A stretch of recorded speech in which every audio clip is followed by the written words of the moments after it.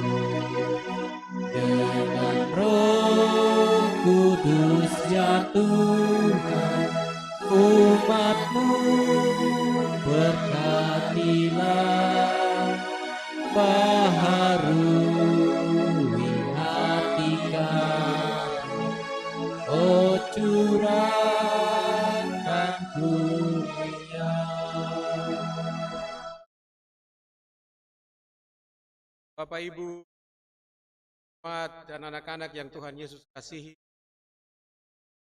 dari week 1 sampai week 8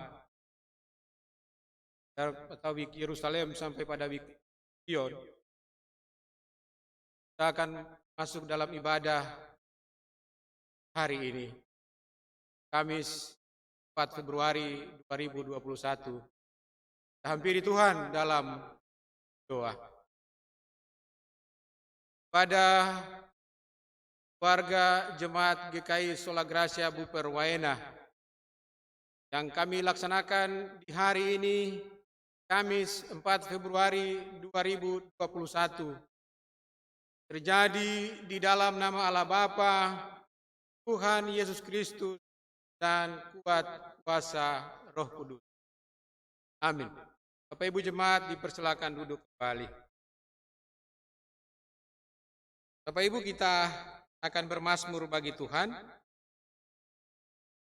Mazmur pujian yang saya pilih, kita sama-sama di malam hari ini, terambil daripada Mazmur pasal 1, ayat yang pertama sampai pada ayat yang ke-6. Kita akan baca secara bersama-sama. Jika Bapak Ibu dan anak-anak telah menemukan Mazmur pujian ini, baiklah kita akan membacakannya. Saya baca perikop atau judul bacaan ini, lalu kemudian kita baca secara bersama-sama. Jalan orang benar dan jalan orang fasik. 3. Berbahagialah orang yang tidak berjalan menurut nasihat orang fasik, yang tidak berdiri di jalan orang berdosa, dan yang tidak duduk dalam kumpulan pencemooh. Tetapi yang kesukaannya ialah Taurat Tuhan, dan yang merenungkan Taurat itu siang dan malam. Ia seperti pohon yang ditanam di tepi aliran air, yang menghasilkan buahnya pada musimnya, dan yang tidak layu daunnya. Apa saja yang diperbuatnya berhasil. Bukan demikian orang fasik. Mereka seperti sekam yang ditiupkan angin. Sebab itu orang fasik tidak akan tahan dalam penghakiman.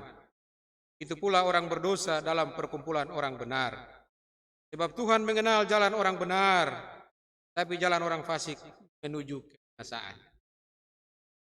Kita akan mengaminkan mazmur pujian kita di malam hari ini dari dalam nyanyian Mazmur nomor 150 ayat yang pertama. Nyanyian Mazmur 150 ayat yang pertama. Haleluya, pujilah Allah dalam rumahnya, dan kata-kata selanjutnya.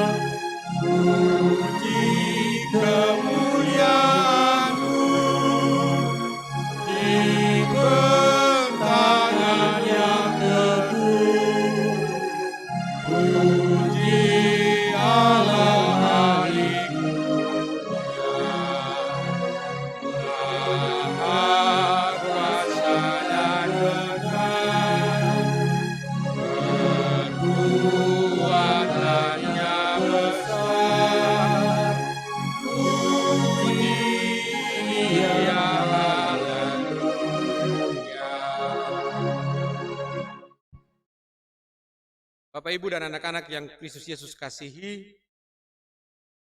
kita akan bacakan Alkitab, bagian firman Tuhan di malam hari ini yang untuk kita sama-sama belajar,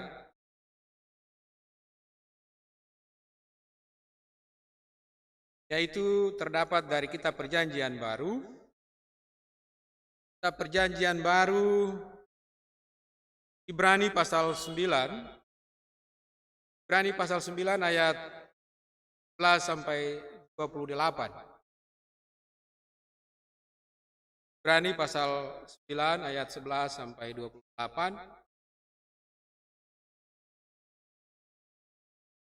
Jika Bapak Ibu telah menemukan bagian firman Tuhan ini, sebelum kita membaca lalu merenungkan, mari kita berdoa memohon kekudusan Allah atas pemberitaan firman ini. Kita berdoa. Ya Allah, ya Tuhan kami, Allah di dalam Yesus Kristus, penjamin hidup dan keselamatan kami. Di malam hari ini kami bersyukur karena Tuhan itu baik. Atas kebaikan itu Tuhan memberikan kami kehidupan. Di tengah-tengah situasi pandemi COVID-19, membuat seluruh kehidupan, bahkan pelayanan kami harus lakukan secara live streaming. Tapi satu yang kami percaya, Tuhan tidak pernah meninggalkan kami. Karena itu di malam hari ini, kami terhubung dalam ibadah persekutuan kaum keluarga, dari week 1 sampai week 8. Malam ini kami akan belajar dari Alkitab Perjanjian Baru, Ibrani pasal 9 ayat 11 sampai 28. Tetapi Tuhan, siapakah kami ini sehingga kami boleh membaca lalu kemudian kami mengerti dengan baik tentang kebenaran dan pelajaran-pelajaran tentang kehidupan kami. Oleh karena itu kami mohon kuasa Roh Kudus-Mu, tolong mampukan kami semua warga jemaat, baik kami orang tua dan anak-anak. Ketika kami membacanya, kami mengerti dengan baik. Dan ketika firman ini diberitakan, kami pun mengerti apa yang Tuhan mau. Kuasai seluruh hati kami, ruangan tempat ibadah kami. Dan biarlah kasih Kristus memenuhi seluruh hidup dan kehidupan kami di malam hari ini. Dan kami siap belajar. Ampuni kami Tuhan jika di hari ini kami melakukan kesalahan, sehingga pemberitaan ini menjadi kesukaan kami. Demi nama Tuhan Yesus Kristus, Allah sumber segala kehidupan, kami bermohon. Amin. Bapak, Ibu, dan anak-anak, Ibrani pasal 9 ayat 11 sampai pada ayat yang ke-28, perikop atau judul, Kristus adalah pengantara dari perjanjian yang baru. Saya akan baca untuk kita, Bapak, Ibu, dan anak-anak yang berada di rumah bisa mengikuti bersama-sama dalam Alkitab kita masing-masing. Beginilah firman Tuhan. Tetapi Kristus telah datang sebagai imam besar untuk hal-hal yang baik yang akan datang. Ia telah melintasi kemah yang lebih besar dan yang lebih sempurna, yang bukan dibuat oleh tangan manusia, artinya yang tidak termasuk ciptaan ini. Dan ia telah masuk satu kali untuk selama-lamanya ke dalam tempat yang kudus, bukan dengan membawa darah domba jantan dan darah anak lembu, tetapi dengan membawa darahnya sendiri. Dan dengan itu ia telah mendapat kelepasan yang kekal.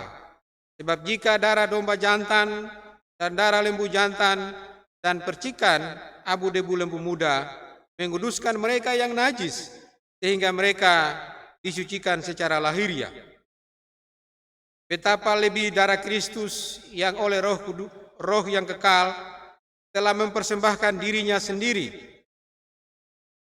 kepada Allah sebagai persembahan yang tak bercacat, akan menyucikan hati nurani kita dari perbuatan-perbuatan yang sia-sia, supaya kita dapat beribadah kepada Allah yang hidup.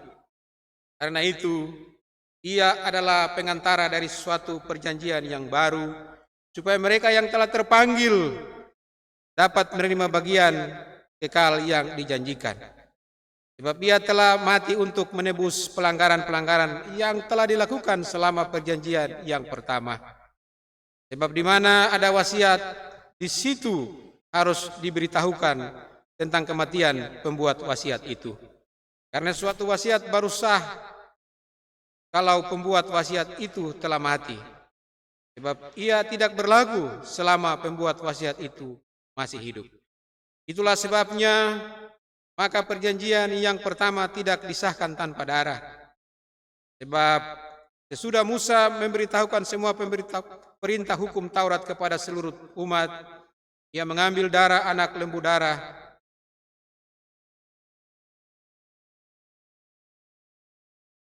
Ia mengambil darah anak lembu dan darah domba jantan serta air dan bulu merah dan hisop, lalu memerciki kitab itu sendiri dan seluruh umat, sambil berkata, inilah darah perjanjian yang ditetapkan Allah bagi kamu, dan kamu juga kemah dan semua alat untuk ibadah diperciknya secara demikian dengan darah.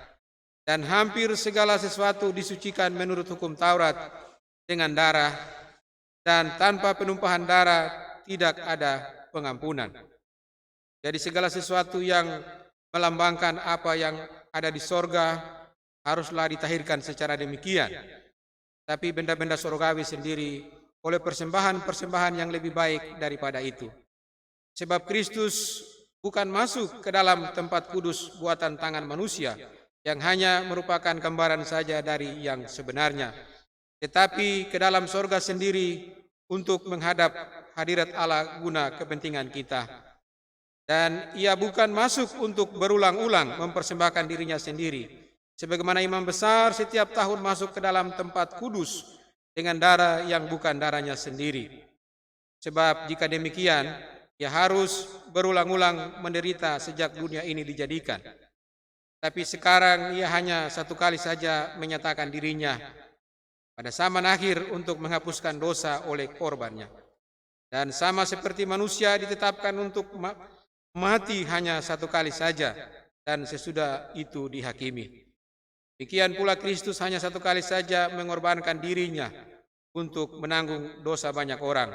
Sesudah itu ia akan menyatakan dirinya sekali lagi tanpa menanggung dosa untuk menganugerahkan keselamatan kepada kita yang menantikan Dia.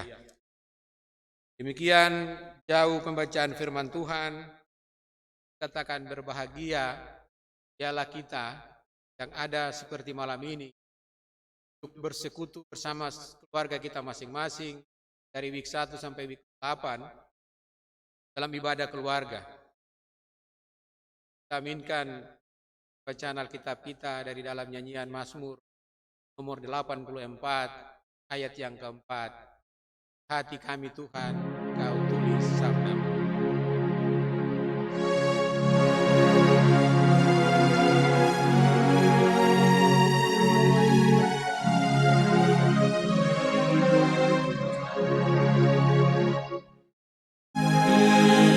Hati kami Tuhan, Kau tulis sabda-Mu, supaya kami juga setia dan teguh mendaki gunung goyang, binasa dunia, tetaplah firman Allah selama-lamanya.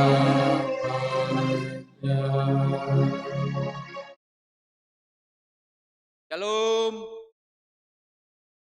Shalom. Damai di hati.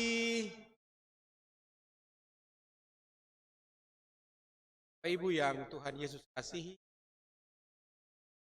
senang sekali kita jumpa lagi pada keluarga kami 4 Februari 2021 dalam sukacita, walaupun dalam 2 minggu depan kita akan ibadah secara live streaming karena lockdown. Ada beberapa anggota jemaat kita yang terkonfirmasi terpapar virus COVID-19.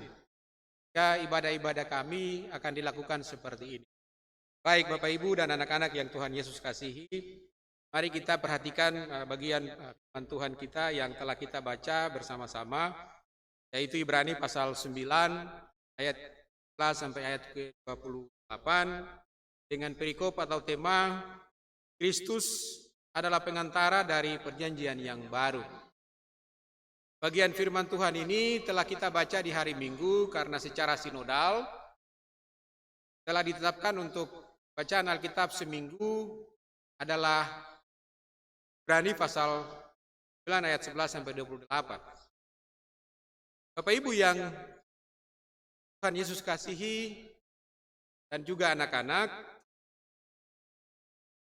dari tema kita tadi, Kristus adalah pengantara dari perjanjian yang baru, saya memberi tema kecil untuk menolong kita memahami atau belajar tentang bagian ini, yaitu tema berjudul demikian, perjanjian hidup atau perjanjian pengampunan dosa antara Allah dan manusia. Dari bacaan ini saya membagi jadi 3 bagian yang akan kita pelajari bersama-sama, yaitu pertama, ada 3 masa perjanjian jika kita kemudian membaca bagian ini dengan baik. Kalau kita baca dari ayat yang pertama dari pasal 9 ini sampai pada ayat yang ke-10, dan seterusnya sampai pada ayat ke-28, maka kita akan menemukan 3 hal besar yang saya sebut dengan 3 masa perjanjian. Yaitu pertama, masa perjanjian atau masa lalu atau masa di mana Allah hadir dalam kehidupan orang Israel ketika itu. Atau saya sebut dengan masa sebelum Kristus. Bapak Ibu, pada masa orang Israel untuk bisa dikuduskan, disucikan, atau diampuni dosanya, ada cara, ada tahapan, dan ada mekanisme yang tidak semua orang bisa melakukan itu dengan baik. Hanya orang-orang tertentu yang diberi kepercayaan untuk melakukan itu sebagai pengantara untuk menyucikan, menguduskan dosa-dosa umat orang Israel ketika itu. Kalau kita baca ayat yang pertama sampai pada ayat yang ke-11, di situ kita ditemukan pada ayat yang ke-6 dan ke-7 bahwa di kemah atau rumah Allah itu ada 2 tempat yang dikuduskan, dan hanya orang-orang yang diberi tanggung jawab besar atau diberi amanah untuk bisa masuk di kemah itu, yaitu hanya imam-imam. Jadi imam-imam itu hanya masuk berdoa di kemah yang pertama atau di tempat kudus yang pertama. Tetapi untuk tempat kudus yang kedua itu hanya imam besar.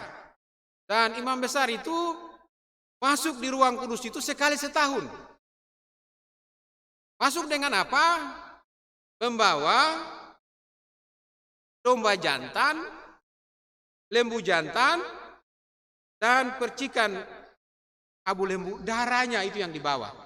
Dibawa masuk untuk mempersembahkan korban itu kepada Allah, untuk menyucikan kenajisan orang-orang Israel dari setiap pelanggaran, kesalahan hidup mereka selama setahun. Dan bahkan itu juga dilakukan bagi dirinya sendiri, si imam besar itu setiap tahun. Menurut pasal 9 ayat 1 sampai ke-11, ke-10. Itu artinya untuk mengampuni dosa orang Israel ketika itu pada masa itu, mereka harus lakukan dengan 3 cara. Harus darah domba jantan, darah lembu jantan, dan percikan abu lembu. Tetapi hanya bisa dibawa oleh imam besar sampai ke tempat yang kedua sekali setahun. Yang bukan imam besar, mereka hanya berdoa di kemah yang pertama. Itu artinya apa? Untuk datang kepada Tuhan tidak mudah dan tidak gampang ketika datang untuk mengaku dosa. Hanya pengantara itu imam besar. Jadi orang Israel setiap tahunnya pada waktu itu pengampunan dosa mereka dilakukan oleh seorang imam besar yang masuk keluar ke kemah yang kedua untuk membawa persembahan kepada Allah. Setiap tahun mereka lakukan itu. Itu masa lalu ketika imam besar menjadi pengantara bagi Allah. Untuk apa? Untuk membawa seluruh kesalahan, dosa-dosa orang Israel, perilaku mereka selama setahun itu dibawa oleh imam besar dengan darah lembu jantan, domba jantan itu, dan percikan debu lembu itu. Itu pada masa itu. Jadi mereka disucikan itu setiap tahun sekali dalam cerita Alkitab kita. Lalu, apakah itu berlangsung terus? Tidak. Hampir ratusan tahun itu berlangsung. Tetapi pada masa yang kedua, yang tadi saya bilang masa Kristus. Tadi sebelum Kristus, sekarang setelah Kristus. Setelah Kristus ada, situasi itu berubah. Berganti. Tidak lagi lembu jantan, tidak lagi domba jantan, tidak lagi percikan abu lembu itu lagi yang dibawa oleh pengantaranya imam besar itu, tidak lagi. Lalu apa yang Kristus buat sebagai pengantara bagi kita? Saat Kristus datang, Dia melakukan itu untuk kita. Karena itu Bapak Ibu yang anak-anak yang Tuhan Yesus kasihi, sebelum masuk ke dalam kenapa Kristus harus mati untuk kita. Dalam masa-masa pengajarannya bersama murid-murid, Yesus pernah bilang begini, kalau orang menampar pipi kirimu, berikan juga pipi kananmu. Kalau orang minta jubah bajumu, berikan juga jubahmu. Kalau saudaramu kedapatan bersalah atau melakukan kesalahan terhadap kamu, apakah kamu mengampuni sekali saja? Tidak. 7 kali 77 kali, 429 kali. Kalau itu misalkan satu hari, Anda harus mengampuni dia. Bisakah kita? Kalau dapat cubit sedikit, dapat marah sedikit dari mama, dapat cara sedikit dari suami, dari istri, pastinya kita mau marah ini. Bilang marah besar sampai macam jalan satu ke kiri, satu ke kanan. Padahal Alkitab bilang, ampuni sudah. Itu apa? Kristus mau kasih tahu teladan supaya harus mati menanggung dosa-dosa kita. Semua pengajaran yang Kristus lakukan selama dia hidup itu menjadi genap ketika dia mati di kayu salib. Darahnya itu tercurah untuk apa? Untuk menyucikan. Tidak hanya menyucikan, tetapi menebus segala dosa-dosa kita. Bukan dosa saya saja, bukan dosa Bapak Ibu saja. Dosa keturunan kita sebelum kita. Kakek buyut kita, tete nenek kita, bahkan keluarga besar kita sekalipun, Kristus telah membayar lunas dengan kematiannya. Tidak lagi pakai darah domba jantan lagi, tidak pakai darah lembu jantan lagi, tidak pakai percikan lagi, tidak. Tapi darah Kristus. Karena itu ada orang yang bilang begini, darah itu sama dengan hidup, atau hidup itu sama dengan darah. Dan Kristus telah menebus kita dengan lunas, gratis, cuma-cuma. Kalau ada hari ini, ada orang yang mau mati untuk orang yang bersalah, atau mungkin anak-anak kami itu mungkin ya ada buat sebuah pelanggaran, misalkan berkelahi, mencuri, dan lain-lain. Lalu ditangkap polisi. Kita orang tua bilang, begini sudah Pak Polisi, saya yang masuk di penjara 1 bulan, anak saya keluar. Begini sudah Pak Polisi, karena anak saya itu mencuri, sudah saya tahan saya selama 3 bulan di dalam penjara, anak saya di luar. Bisa enggak begitu? Kita memang mengasihi anak-anak kita memang mengasihi suami istri kita. Tetapi pada titik-titik seperti itu, saya kira banyak orang yang mundur. Banyak orang yang tidak berani melakukan itu. Apalagi orang yang tidak kita kenal, yang sudah kita kenal dekat saya kita tidak berani kok, apalagi yang tidak kita kenal. Iya. Yang kita tidak kenal saja, yang kenal saya kita selalu jangan lupa polisi ini. Biar selesai anak tinggal dalam 1 minggu supaya dia jadi pelajaran, dia tobat, dia tahu dia salah di mana. Kan begitu biasanya. Apalagi orang yang jauh yang tidak kita kenal. Saya tidak kenal dia kok, untuk apa capek-capek. Apa susah-susah. Jadi gaji juga kok dia tidak pernah kasih saya apa, kok kenapa saya harus susah-susah dengan dia. Itu kita. Apakah itu berlaku bagi Kristus? Tidak. Darahnya, hidupnya, mati untuk umat manusia, Bapak Ibu dan saya. Tidak hanya untuk orang Yahudi, tetapi orang-orang yang percaya akan janji Tuhan. Orang-orang yang bergantung sepenuhnya pada Kristus Yesus, yang mengenal Dia lebih dekat. Tidak hanya mengaku di bibir mulut saja, Tidak hanya bilang, saya ini sudah hafal 10 hukum firman itu. Tetapi masih marah bapak dan mama. Tidak dengar orang tua. Saya so baca, hormatilah ayah dan ibumu supaya lanjut umurmu di tanah yang diberikan Tuhan Allahmu kepadamu. Tetapi ketika bapak bicara, mama bicara, tutup telinga, jalan tidak dengar. Apakah itu? Kristus mati untuk orang-orang yang tidak mengenal. Mestinya, kalau kita belajar masa lalu, Kristus itu datang untuk orang Israel, bukan untuk kita. Jadi mereka yang dapat kehidupan kekal di sorga. Karena Wahyu mencatat, di sorga ada 12 kursi, 12.000 kursi yang disiapkan untuk 12 keturunan Yahudi. Bapak Ibu akan baca di situ. Artinya di sorga itu orang Yahudi punya tempat sudah ada, begitu. Kata Wahyu, 12.000 kursi diberikan kepada setiap keturunan Yakub, 12 anak itu. Satu orang dia 12 kursi, itu dia keturunan satu orang. Tapi kita juga diberi hak yang sama untuk ada di dalam kumpulan orang-orang itu, dalam kumpulan 12 suku itu. Kita diberi hak yang sama. Hak yang kita dapat itu karena perjanjian Allah dengan manusia. Apa? Darah Kristus itu menjadi perantara, menjadi penghubung supaya kita ada di tempat itu. Kita ada menikmati sukacita itu. Bukan saja orang Yahudi, tapi kita juga menikmati itu. Bapak, Ibu, dan anak-anak, kalau tempat itu tersedia untuk kita, saya mau bilang begini, tunggu apa lagi? Yang pakai tunggu lama anak muda sekarang. Ayo, come on, kita pergi. Ayo cepat kita pergi beribadah. Ayo saya pergi lakukan sesuatu untuk Tuhan, supaya saya ada di kursi itu. Maukah kita seperti itu? Siapa yang mau angkat tangan? Ayo anak-anak sekolah minggu. Angkat tangan siapa yang mau dapat kursi? Atau mau dapat bembeng? Atau mau dapat uang jajan? Kalau ibu-ibu saya mau dapat gaji saja dari suami, tambah lebih sedikit.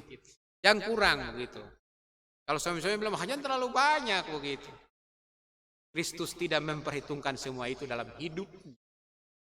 Karena Allah telah melakukan perjanjian dengan manusia, bahwa dia tidak sekali-sekali atau sekali lagi membinasakan dunia seperti ketika itu. Karena itu darah Kristus itu harus menjadi perantara, menjadi penebus bagi kehidupan kita. Bukan saja orang Yahudi yang tadi saya bilang 12 kursi itu, kita juga punya kursi yang sama. Sekarang bagaimana cara kita mendapat kursi itu? Bagaimana kita mendapat tiket itu? Atau bagaimana kita bisa masuk ke tempat kudus itu?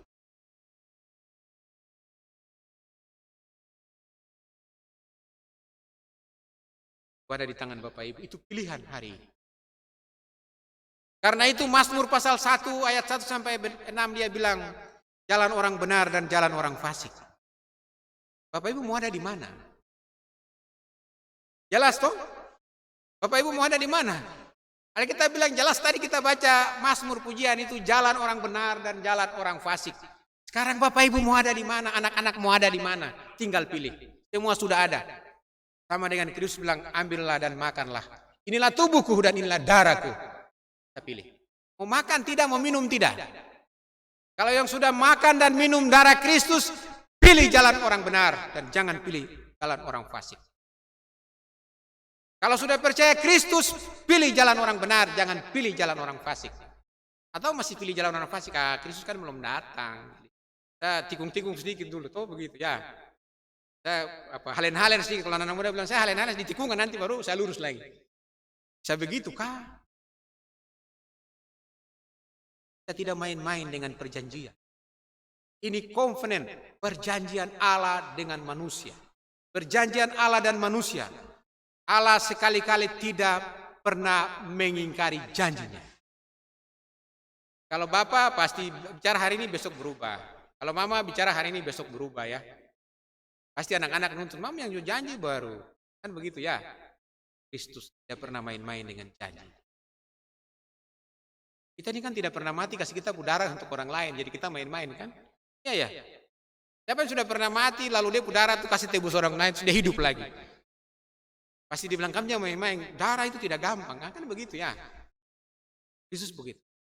Tidak main-main dengan janjinya.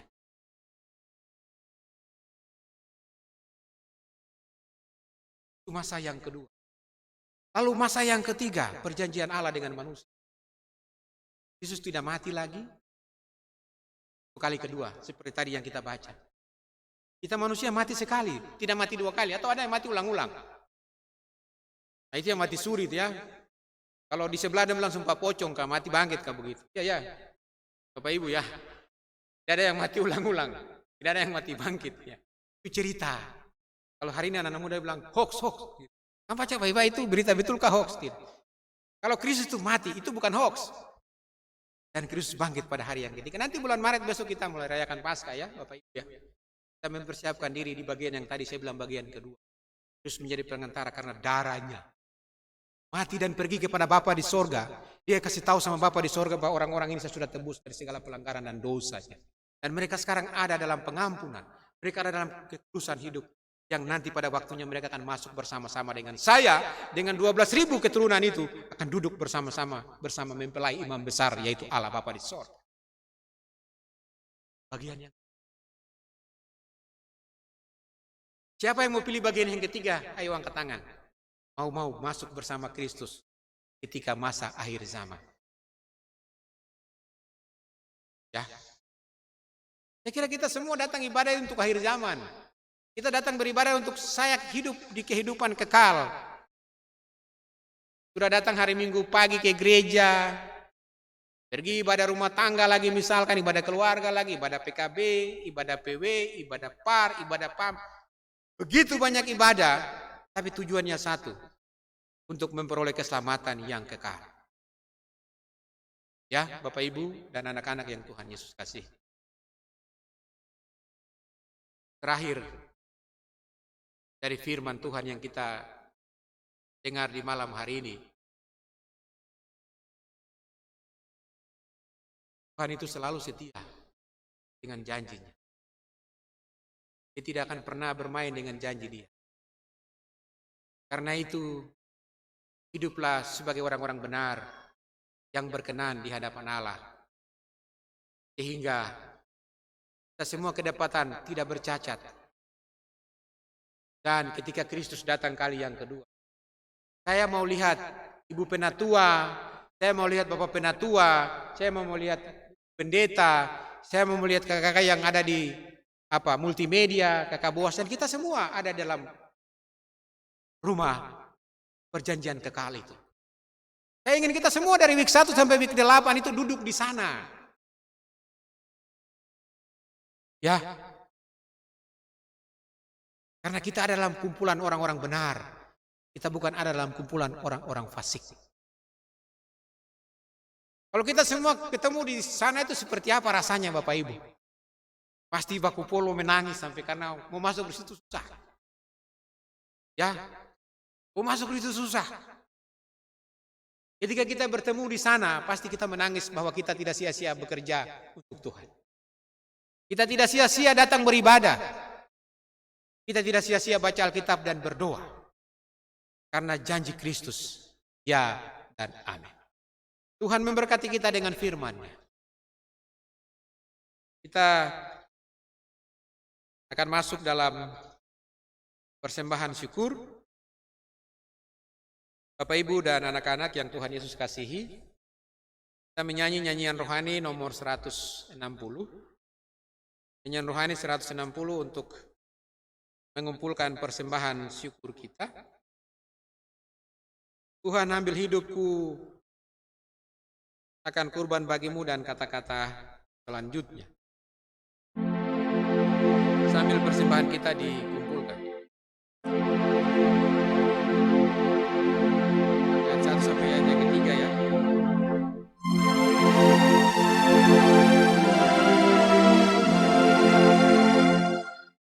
Tuhan ambil hidupku akan kurban bagimu.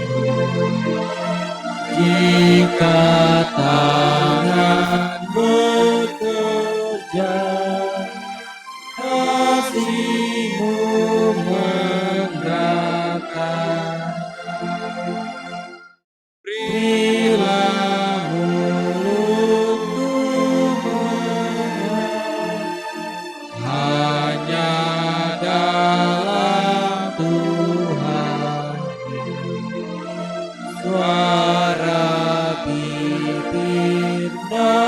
penuh berita kemurahan. Ayat yang ketiga, ambil harta dan benda. Ambil harta dan benda, jangan aku gudang. Pimpin langkah budiku dengan roh dan hikmat. Dan anak-anak yang Tuhan, kita akan masuk dalam doa persembahan, tapi juga doa syafaat. Dalam doa persembahan dan doa syafaat ini kita pertama berdoa untuk bahan syukur yang telah kita kumpulkan. Lalu kita berdoa untuk orang-orang kekasih kita yang ada di masing-masing week yang sakit. Saya tidak sebut nama satu persatu. Dan juga untuk anak-anak kita dan juga tugas-tugas dan pekerjaan kita masing-masing. Dan yang lebih penting, kita berdoa supaya tengah-tengah pandemi COVID-19 ini, Tuhan jaga kita. Tuhan tolong kita dengan darahnya, supaya kita selamat. Kalaupun terdapat beberapa anggota jemaat kita yang terpapar virus COVID-19, bahkan ada yang sudah dipanggil pulang, tapi kita percaya semua yang terjadi, Tuhan telah tebusnya dengan darah. Karena itu kita akan berdoa dan akan berdoa dengan doa sempurna yang Yesus telah mengajarkan kepada kita, yaitu doa Bapa kami. Mari kita berdoa secara bersama-sama dengan doa Bapa kami. Kita berdoa 3. Bapa kami yang di surga, dikuduskanlah namamu, datanglah kerajaanmu, jadilah kehendakmu, di bumi seperti di surga. Berikanlah kami pada hari ini makanan kami yang secukupnya. Dan ampunilah kami seperti kami juga mengampuni orang yang bersalah kepada kami. Dan janganlah Bapa membawa kami ke dalam pencobaan, tapi lepaskanlah kami daripada yang jahat. Karena Engkaulah yang mempunyai kerajaan dan kuasa dan kemuliaan sampai selama-lamanya. Amin. Bapak Ibu, kita akan mengakhiri ibadah di malam hari ini, ibadah keluarga. Saya jemput Bapak Ibu bangkit berdiri. Kita bernyanyi sekaligus sebagai doa penutup dari nyanyian rohani nomor 19. Nyanyian rohani nomor 19 kita menyanyi sekaligus sebagai doa penutup dari ibadah kita di malam hari ini. Berkati dan lindungi kami dan kata-kata selanjutnya.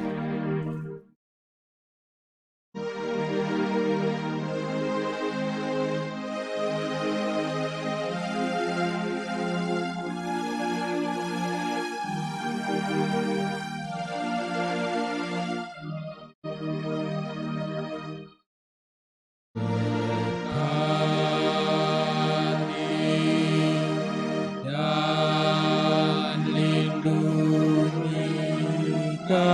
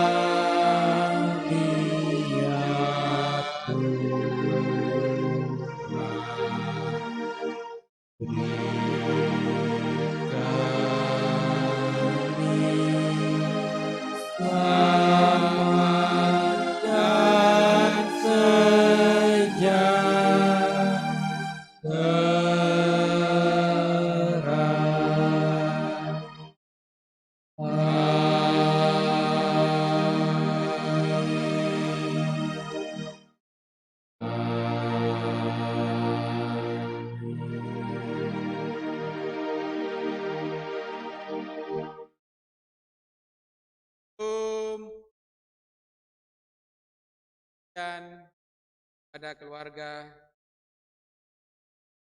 hari 2001. Selanjutnya saya berikan kepada liturgi. Ibu Penatua, mari.